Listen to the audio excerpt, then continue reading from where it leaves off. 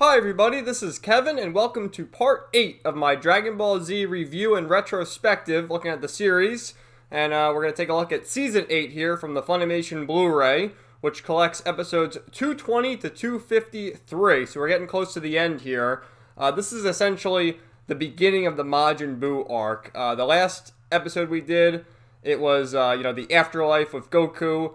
The Great Saiyamon with Gohan, the 7-year time skip with him in high school now and meeting Videl, and then the World Tournament. And it left with a cliffhanger with Sapovich and Yamu beating the living hell out of Videl and then sucking the energy from Gohan. And Kaioshin and Kibito essentially let that happen so that they can figure out where Babidi is hiding, and it ended with them pursuing Babidi. Well, really the most powerful warriors, Goku, Vegeta, Piccolo, Krillin, Gohan, and of course the Kais. So it picks up right here with the first disc. You got essentially where it ended was they made it to where Babidi's lookout was, where his spaceship was, and you found he's working with this guy Deborah, and he has the M on his forehead, signifying that he's under control of Babidi with the powers of the Majin. And essentially, Babidi wants to resurrect Majin Buu. Now, Majin Buu wreaked havoc all across the universes many years ago, battled the Kais, and eventually got sealed away in the egg. So Babidi needs to get all this power to release the egg and release Majin Buu again, because, well, his father, Bibidi, died all those years ago. So I wanted to start off with this great scene with Deborah. And really, Dragon Ball gets this a lot in the arcs. Like, they introduce a secondary antagonist. Like, obviously the main antagonist is Majin Buu. And let's look back in the past. So in the Frieza saga, you had the secondary antagonists. You had Zarbon and Dodoria, and then the Ginyus. And they were all billed very powerfully. And then, of course, you had Frieza. With the Cell saga, you had the Android 19 and 20, and then 16, 17, and 18, and then, of course, Cell. And then with the Majin Buu arc, you have Deborah. And right away, you see the power of Deborah with this scene here. Deborah kills Kibito. And I couldn't find the clip, but there's a clip right before this happens where Babidi says to Deborah, "Deborah, would you kill them?" And Deborah, cracks his knuckles, and he goes, "I need but a moment." And you'll hear his voice acting here. The voice actor for Deborah is great. But check out this scene right here.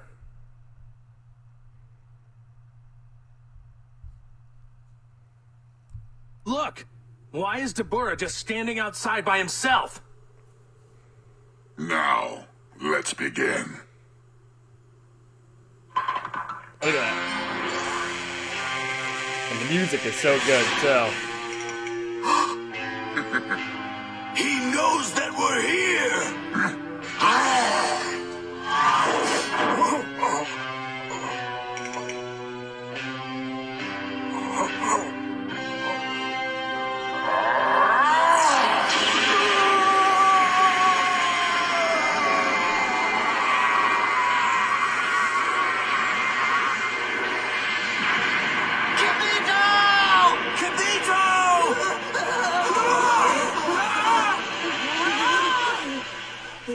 And with just one energy blast, destroys Kibito. And then you see the warriors try to fight, and he spits on Krillin and Piccolo, and his spit turns them to stone. Guys, hold on!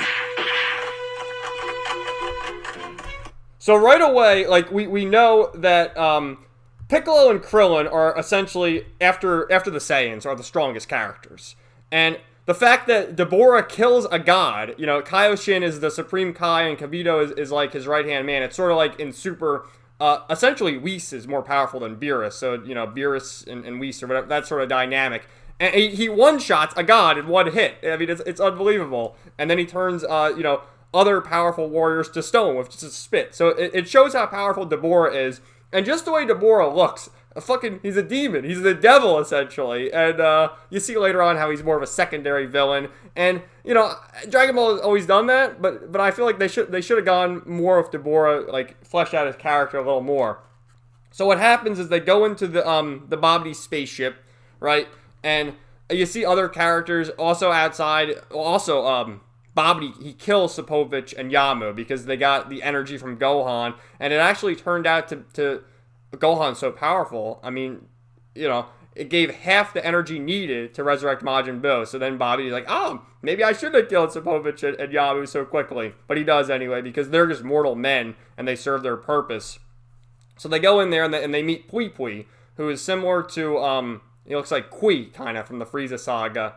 And Vegeta's first up to battle him. Everyone does their one-on-one fights. And Pui Pui's like, oh, yes, I'm going to change the gravity in this room to make it like my home planet. And it's like 10 times gravity. And or maybe it's 100 times gravity. It's insignificant for Vegeta. And Pui Pui's like boasting. And then Vegeta's like, he starts doing like the Rocky, like going up and down. And he goes, so you still think I'm bluffing? And he doesn't even go Super Saiyan. It just obliterates him in one hit. And Goku's like, wow, Vegeta's got more powerful. So then the next stage, Goku faces this alien creature known as Yakon, and on his home planet, and it's like really dark. And what happens is, Goku powers up to like Super Saiyan 2 at this point. Maybe it's just regular Super Saiyan, and then later on Super Saiyan 2. But essentially, Yakon absorbs energy, and that's how he gets more powerful. And thus, by absorbing energy, it goes to Majin Buu.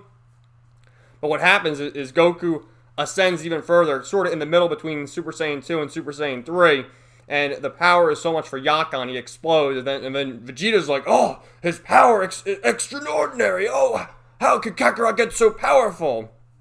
So then it goes on even further, and next up is Dabura, and Dabura starts doing like his meditation to sort of gain his power, and he really is strong, and of course, Vegeta already went, Goku went, and Kaioshin's with them too. It's just the four of them. It's Vegeta, Goku, Gohan, and Kaioshin.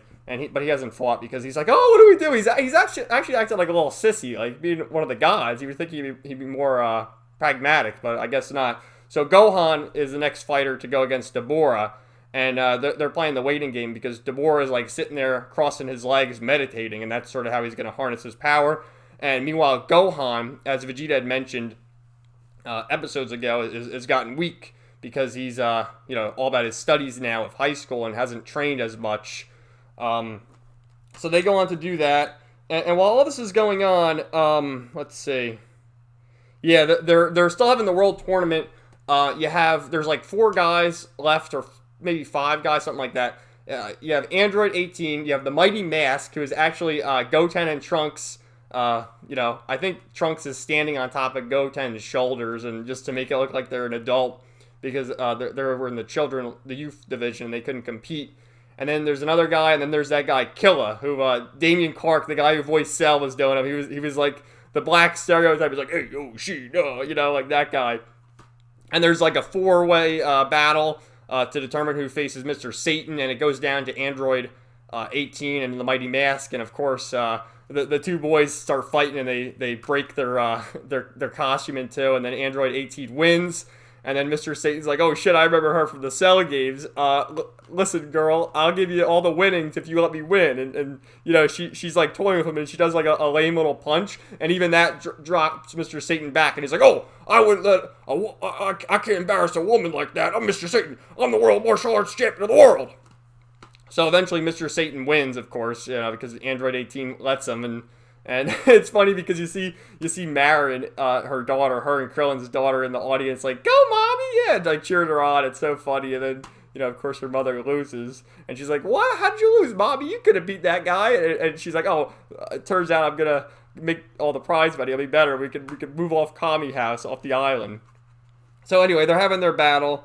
Gohan and Dabura, and Vegeta's just getting pissed because he's like, I can finish this myself, but Goku's like, we gotta let him, and Dabura gets like this badass sword. He's like slicing him around. It's crazy. And of course Gohan loses. And what happens is Dabura actually, before the fight's over, goes back to Babidi, and he starts talking about, oh, there was someone even more powerful. And they're talking about Vegeta because they heard, Dabura heard the bickering back and forth with Vegeta, how he still has all this hate towards Kakarot and jealousy, essentially. And so Babidi gets his magic going and his spell, and all of a sudden you see the M go on Vegeta's head there, and Vegeta becomes Majin. And you see him fighting it, but he can't overcome Babidi's magic. And there's a great scene too where Bobby, you hear him, he's like, Vegeta, kill the Kai, kill the Kai, kill him. And then Vegeta's like, your business with the Kai does not concern me. It's Kakarot. And what happens is they manage to get back to the World Tournament after all this. Still, Bobby doesn't have enough energy to hatch Majin Buu's egg quite yet, but, you know, he has Vegeta sort of under his spell. He has the Majin signal, meaning that, you know, Vegeta is so strong that he accepts, like, the power that Bobby gives him and the Majin insignia on his forehead, but he's still not under Bobby's control. However, they go back to the World Tournament here, and Majin Vegeta, he wants to have his fight with Kakarot, and simple as that. And he does whatever he can to get Kakarot to listen to him, even hurting innocent people here.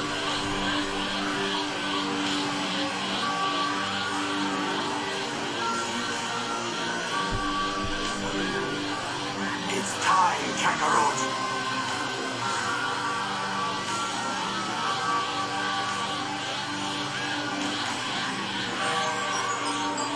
Vegeta, no!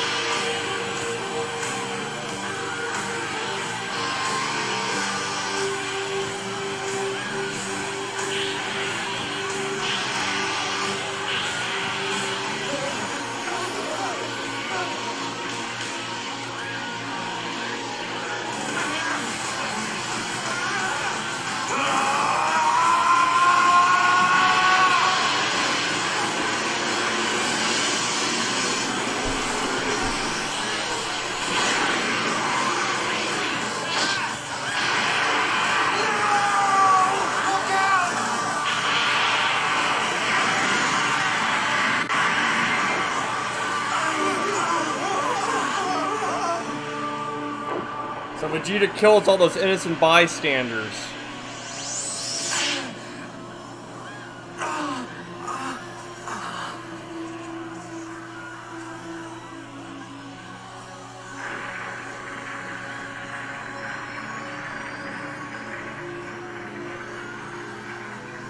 Even with his own wife watching. And it shows that all he wants is to fight Goku. And then you have this other scene here. I don't know why they couldn't make one clip, but check this one out too. Great speech from Vegeta. You'll fight with me, Kakarot. Unless, of course, you'd like more bodies to pile up on your conscience. Vegeta, certainly you didn't. How sad. I didn't think you were weak enough to be controlled. Dad, don't. Answer me, Vegeta! Do you let yourself be a slave?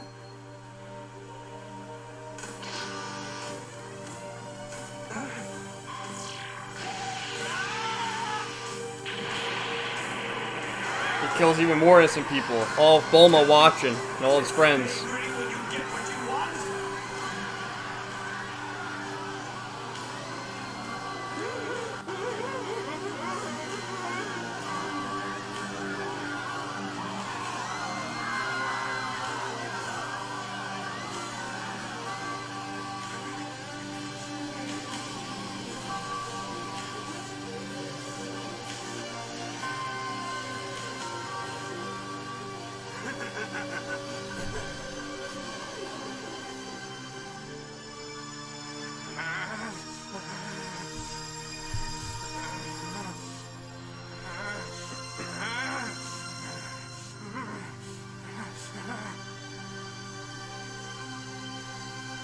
Stop it! You don't know what you're doing! Stand aside! This does not concern you. It's between me and your circus clown of a father. Circus clown. Well, that's a new one.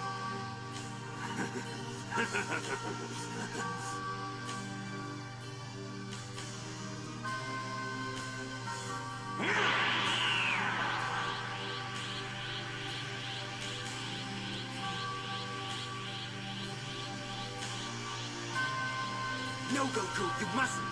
If you fight him here, you will be doing precisely what Babidi wishes.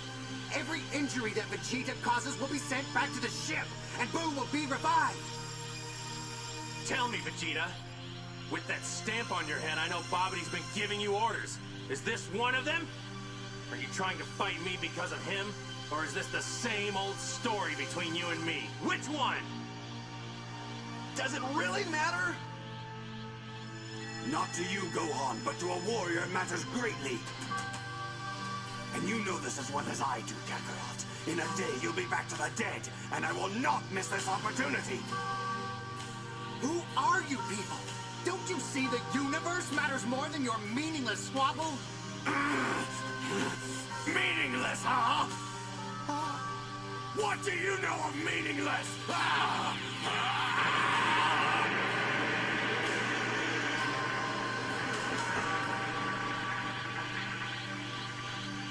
Spend most of your life ruled by another. Watch your race dwindle to a handful. And then, tell me what has more meaning than your own strength.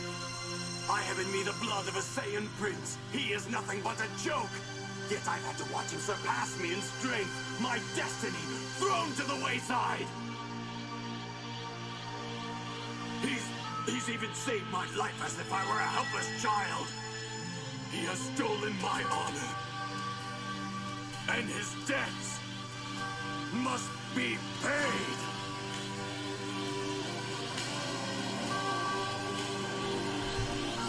His debts must be paid. So, like, when people say that the Majin Buu saga is boring, there's so much shit going on, there are so many great quotes, and particularly the beginning and the end. Like, I understand the middle, there's a lot of filler and a lot of fluff, but, like, this part is awesome. And then after this, you know, Goku and Vegeta finally have their rematch that they haven't had since the Saiyan saga, and they really are going back and forth, but Goku in the end loses.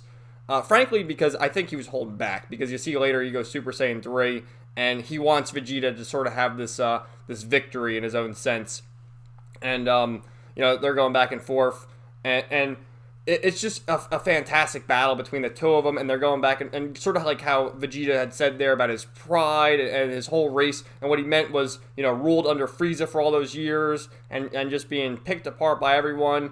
And, you know, he's the Saiyan elite. He's the prince of King Vegeta, the planet named after him, and his father. And Goku was just this low-level warrior, the son of Bardock, who was a nobody, sent to Earth, raised by you know, Grandpa Gohan and then Master Roshi, and you know, has just fought with honor his whole life.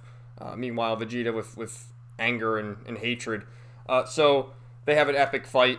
No other way to say it. And what happens, you know, you saw Bulma, Yamcha, Master Roshi, and all them on the sidelines watching this. So Bulma, there's a little side arc with her sort of saying, you know, we need to help all these people. Let's go find the Dragon Balls. Of course, she has the Dragon Radar. And mind you, now the Earth Dragon under Dende's watch can grant 2 wishes instead of just 1. But not like Porunga with 3 wishes. So they gather the Dragon Balls, and they're flying around. You know, it's Yamcha, Chi-Chi, Bulma, Master Roshi, and then Android 18 and Marin, the daughter. And there's a great scene here too with Master Roshi just being a pervert. So check this out. I don't know how they got away with this stuff back in the day on Cartoon Network. I'm surprised they didn't censor it, but We go!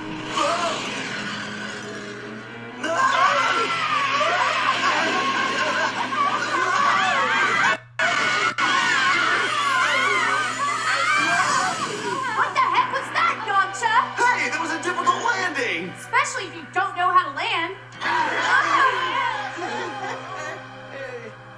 Hey, the plane is settled. You can get up now.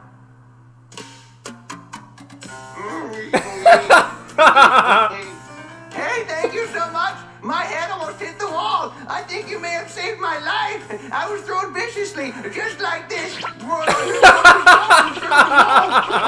you. I don't know how I can repay you. I could have cracked my head open, but this is so soft and nice. Thank you so much. Let go. Please, I was only trying to show you something. How to be a lecherous old man. No, I was just trying to show you how the incantation devices saved my life.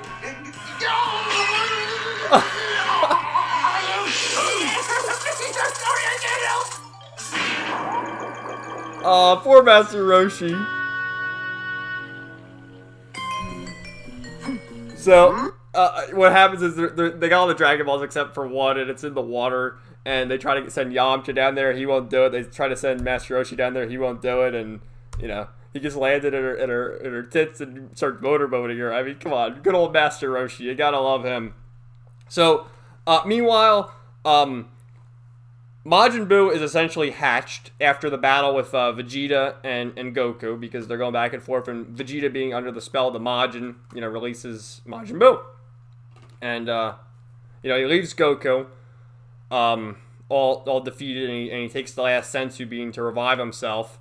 And what happens is Deborah sees, like, the power of Majin Buu, and Majin Buu comes out, you know, he's the pink blob, he's just a goof. Oh, me Boo, me like chocolate, me like candy, and you know, he's powerful, but he's dumb.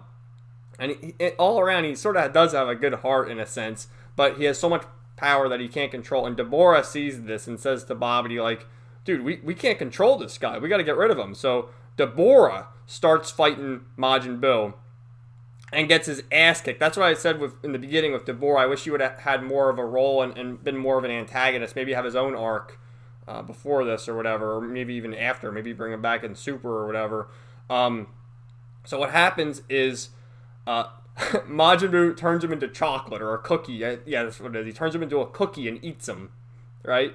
So essentially kills Deborah, and by doing that, Krillin and Piccolo are turned back to normal because Deborah is essentially dead. They're no longer turned to stone.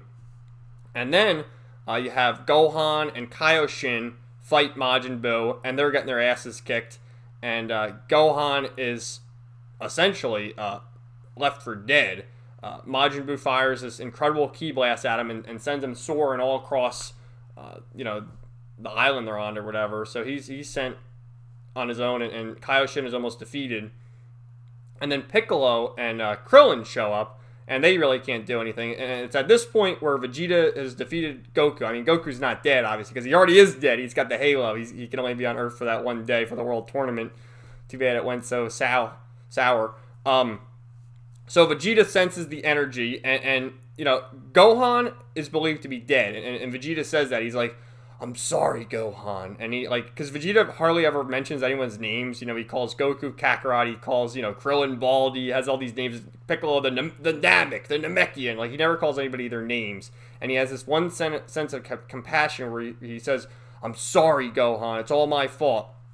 And what happens is Vegeta goes there to battle Majin Buu, because he created this mess, essentially. Fighting Goku at the end there, reviving Majin Buu. He created the mess. He's got to go back and finish it. So he starts beating Majin Buu to a pulp, and it can't do anything because Majin Buu keeps regenerating.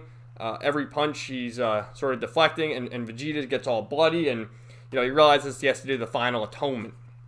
So at this point right here, you have Goten and Trunks are on their way, and they show up, and you know, Vegeta has this great moment with them. So we'll get to that right here. Vegeta's final atonement, and this. Again, this is why I say the Majin Buu saga is severely underrated. So, it's long. I don't want to show the whole thing. So what happens is, he's talking to the two boys here. I'll kind of summarize it with showing, like, images. So he's talking to the two boys here, and at this point, you know, Vegeta has been beaten to a pulp. You see his whole outfit there is ripped to shreds. He's bleeding all over the place.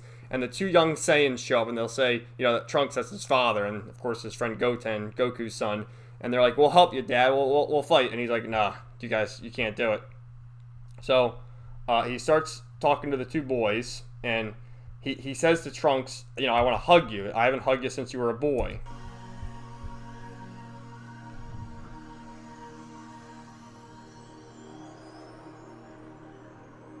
Come here, son. Dad, what's wrong? Oh, this is embarrassing. Dad, come on. Cut it out.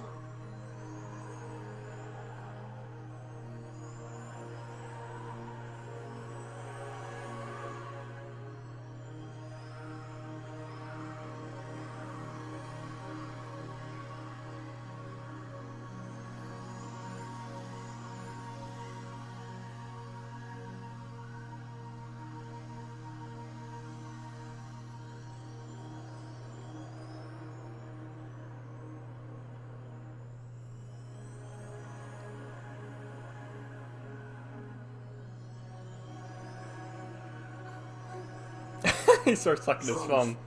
There's something you must know. You've made me proud. Oh. And he knocks him out, and then he knocks out Goten. And he knocks out Goten, and then Piccolo comes over, and he has a talk with Piccolo and tells him to get rid of the boys, essentially.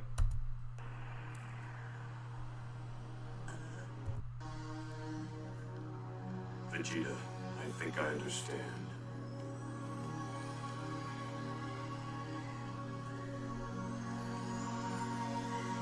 And one day, so will Trunks.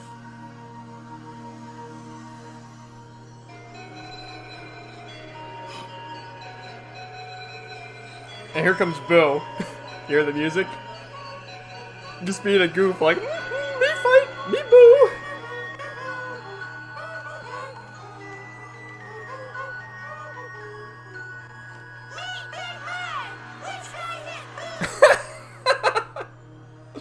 Take the two boys as far away from here as possible.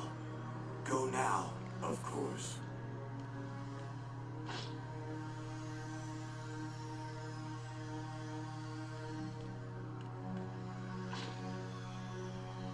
It's time. Hurry!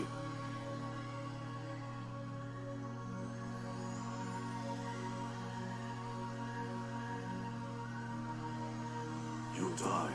You know that.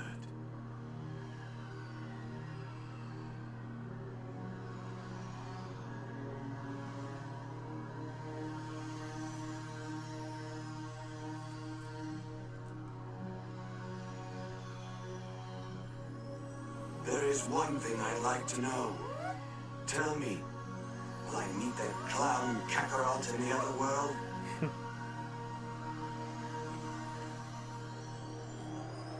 I'm not going to lie to you, Vegeta, although the answer may be difficult for you to hear.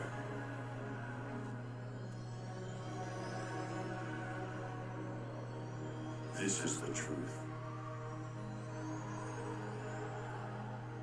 Goku devoted his life to protecting the lives of others.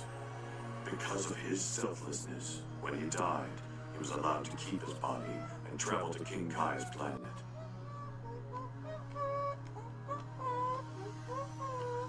You, on the other hand, have spent your life in pursuit of your own selfish desires. You've caused too much pain.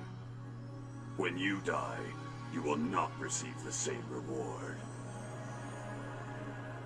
Oh well. So be it.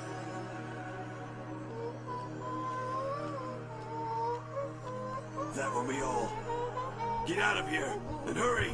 So he sends Piccolo on his way and gets ready to fight Majin Buu. And unbelievable. This is great. This is one of my favorite scenes in the whole series. Understand you. I think I finally understand you. Let's go.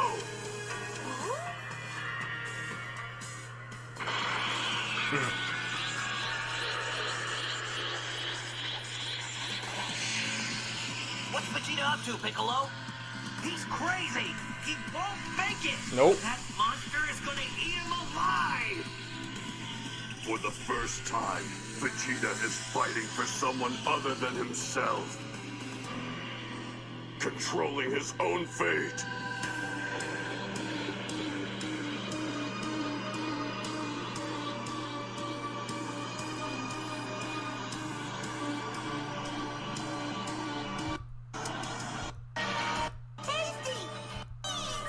To crush you and throw you into the wind.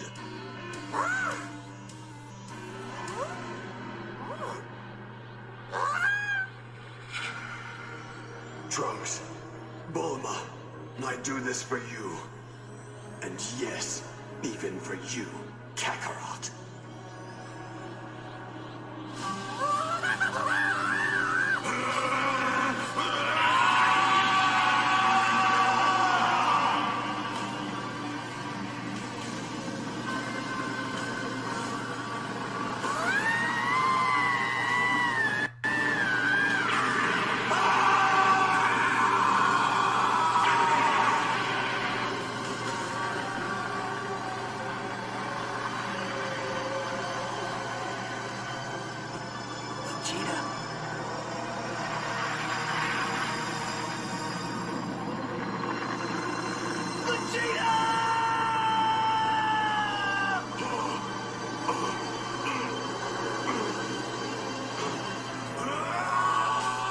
So, one of the Earth's greatest warriors has vanished in a blinding flash of light, having made the ultimate sacrifice for the sake of his loved ones.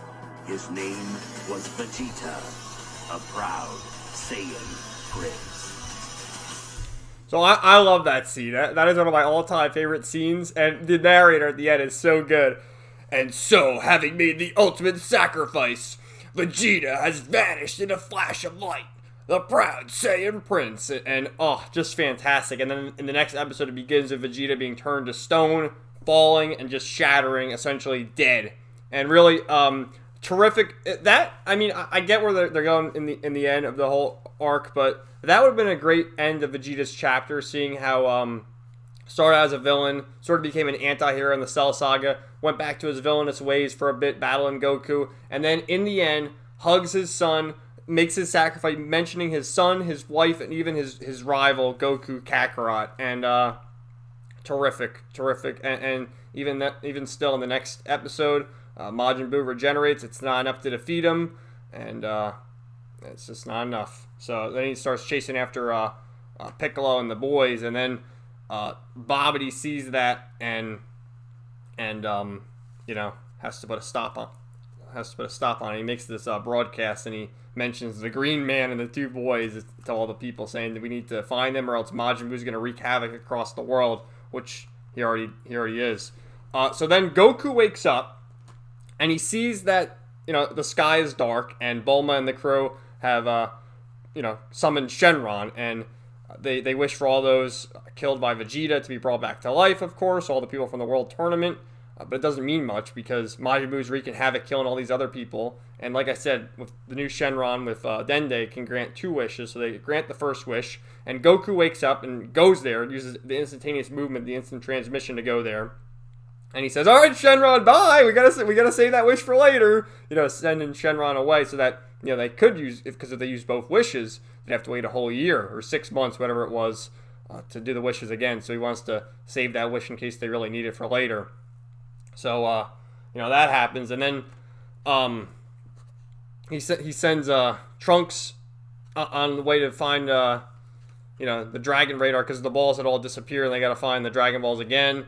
And he goes out there to stall with the wish being brought back to life. It brings Kibito back to life, and what happens is Kibito senses Kaioshin's energy drastically fading, and he finds him. And Kaioshin says, "Gohan's still alive, he's still alive," and they're able to teleport to Gohan, and then they teleport to the planet of the Kais, and that's all good. But then what happens is Goku, this is going to be a long video, I apologize if you sit through it, good for you, but I gotta do this, I'm having so much fun talking about it. So what happens now is they go to Goku, and he goes Super Saiyan 3 for the first time in order to stall Majin Buu so that Trunks can find the remaining Dragon Balls. And I'm not going to show the whole thing here, but just the music is awesome. The music is absolutely awesome. And this is what is known as a Super Saiyan that has ascended past a Super Saiyan. Or you could just call this a Super Saiyan 2. Ho-hum, what a useless Ho-hum. transformation. You've changed your hair, so what? Just wait. Has he really found a way to surpass an ascended Saiyan? Is that possible? He must be bluffing. I mean, what would that make him? Double ascended? And this What's he doing? is to go even further beyond. So the music is fucking awesome in this, and credit to Sean Shovel for screaming for 5 minutes. Let's just fast forward to the end now.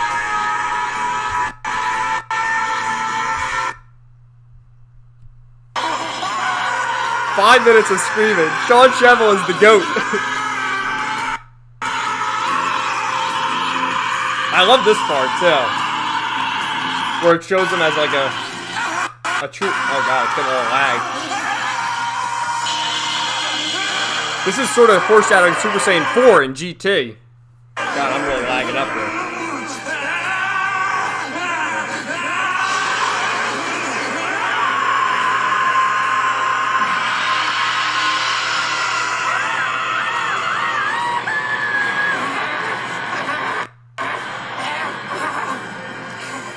So there he is in Super Saiyan 3, and just fantastic. Like I said, so many great.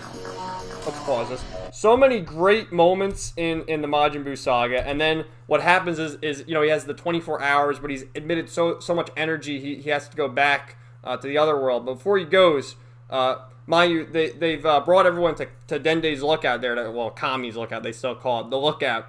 Dende's lookout, really. So that they can't be found by Majin Buu while he's destroying all the other citizens of Earth. And before he goes, he decides to teach the boys the fusion, you know, with the fingers. Fusion! Ha! You know, to fuse together to become Gotenks. Hoping that they can be the ones to defeat Majin Buu once and for all. And also Gohan is revived by Kaioshin and Kibito, and they start training on the planet of the Kais, and it's just all around good stuff. But this video is coming close to 40 minutes, so I'm going to talk a little bit more about Gohan's training with the Kais in the next episode, and also I'll be wrapping it up with the final season, the final few episodes of Season 9. But fantastic. I think of all the arcs, I had said earlier that I thought, you know, just for nostalgia purposes, the Frieza saga is my favorite. And I do like a lot of the Cell saga, most of the fights, and especially seeing Gohan's character development and ascending to become the strongest warrior. And then also seeing Vegeta's initial shades of humanity and that he cares for his son. And then you see it even more here with just everything. Everything starts to come full circle. And it's just fantastic. I really love it. So let me know what you guys thought in the comments down below. You know, we got a little bit more to cover. Like I said, so many great moments in the Majin Buu arc. And I get that some people don't like it because they think that it's long. I think it is the longest of all the sagas. But a lot of great moments. Seeing Vegeta, you know, later on seeing Gohan, what he does, and just great stuff. So thank you all for watching. Let me know your thought in the comments down below, and stay tuned for the finale of my Dragon Ball Z review and retrospective in the next episode, the next part. Thank you. Have a great day, everyone. See you next time.